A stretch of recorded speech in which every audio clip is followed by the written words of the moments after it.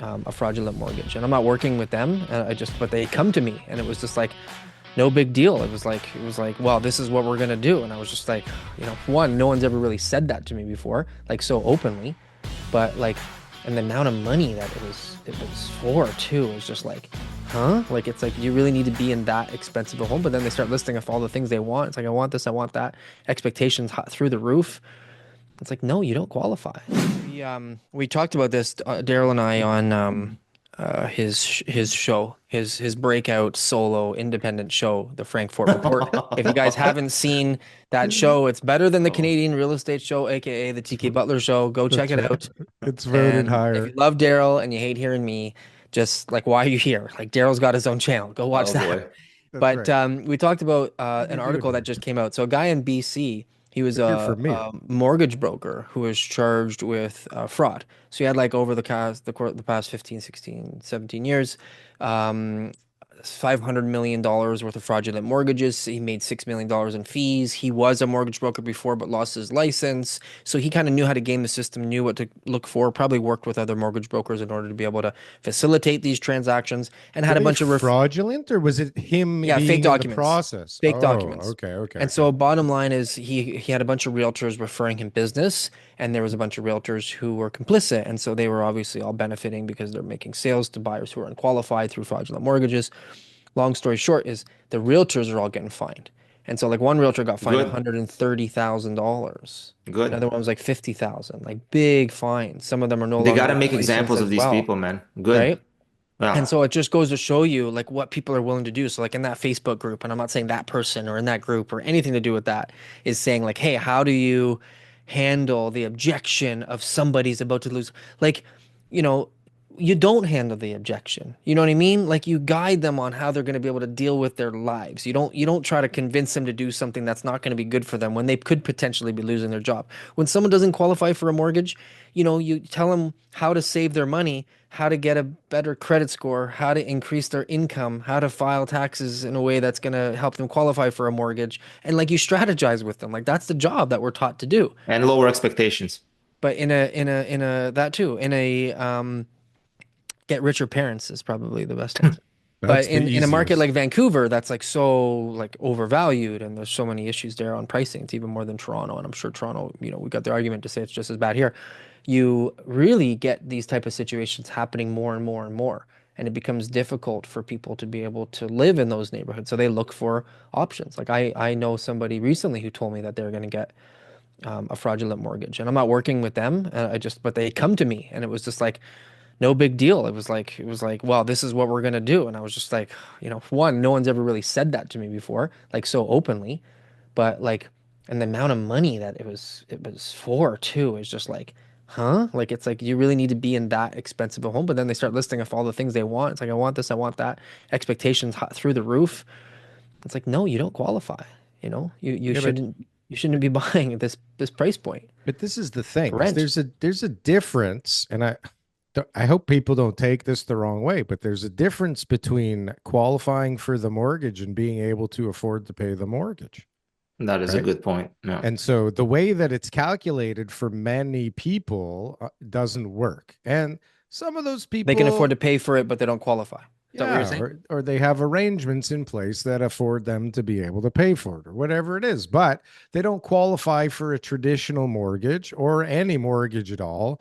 Hmm. Uh, at least traditionally, right? So if you still want to own a house and you know you can afford it and you don't really care about committing fraud, there's a unbelievably open market for this.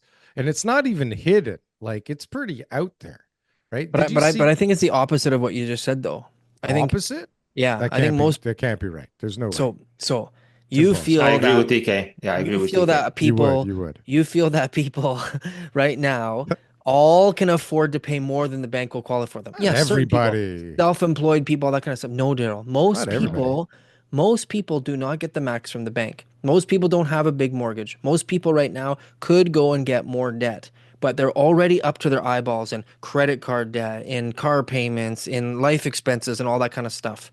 So it's actually the opposite. Most people, they're like, no, Mr. Bank, I don't want any more money from you because I already can't afford my lifestyle. That's the average person. No, but that's Then the there's a normal huge, person with a the job and a normal person with a T4, job, right? which is the normal person. Yes, Yeah, then there is this other category of people, but it's much smaller. And they sure. they are like, well, what do you mean? I run my own business. I don't have like a lot of taxable income. Or what do you mean? I got a cash job. Or what do you mean? I have like so much money in the bank, but I just like don't really have a job. I'm going to use my savings and my investments and da da da da to pay for the mortgage. Those people are in the minority. So here's an example, perfect example to illustrate the point. A barber, let's say a barber will make a lot of money cash. That's the guy that is in the minority where he can service the mortgage, but he cannot qualify for the mortgage. He can service it, but he can't qualify. So that's one outlier.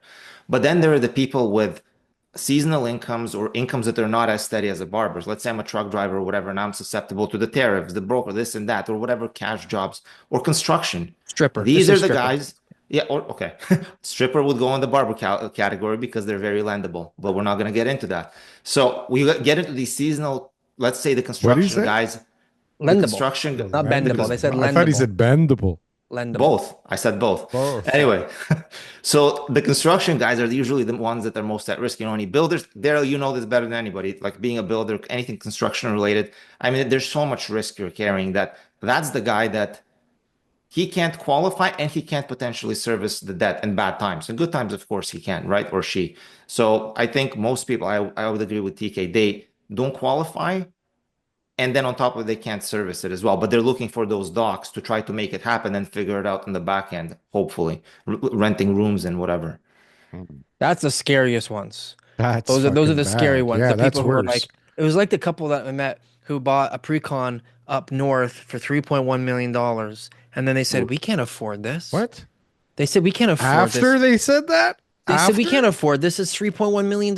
How are we going to do this? And then they came up with the idea, I know, we'll buy 3 more pre-cons Oh, that one? Double and down, we'll baby. flip person? those.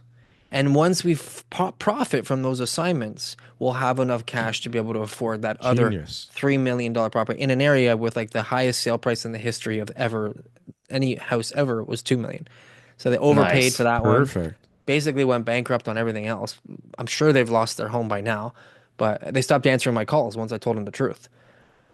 So Truth if you're hurts. still out there, call me. I'm happy to tell you the truth. I can't help you, That's good. but I'm happy to tell you exactly what the outcome's going to be and try to give you some ideas on how to, sell your home, take the cash, put it in your family. Never mind. Sorry. I didn't say that. Are you looking for the best merch store on the planet? Well, we got the shit for you.